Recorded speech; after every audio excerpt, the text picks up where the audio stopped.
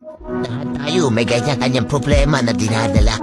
Halos hindi natin alam kung paano natin ito lulusutan. Minsan, naisip na din natin sumuko.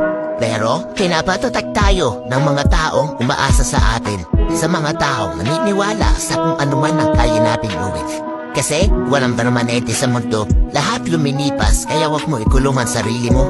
Bigyan mo din ng kalayaan para makahinga ka na maayos at sumubok ng panibagong opportunity. Huwag kang matakot mawalan kasi paniguradong may maganda na babalik. Pasaya mo na makita kayong mananalo sa laban ng buhay. Alam ko, balang araw na sa malayo na. At ang mga masama mong pinagdaanan ay kwento na lang sa alaala mong babalikan. Ito dapat ang lagi mo ilagay sa iyong isip. Tuloy-tuloy lang, walang titigil. At kung pagod ka na, pahinga lang. Tapos, dapat...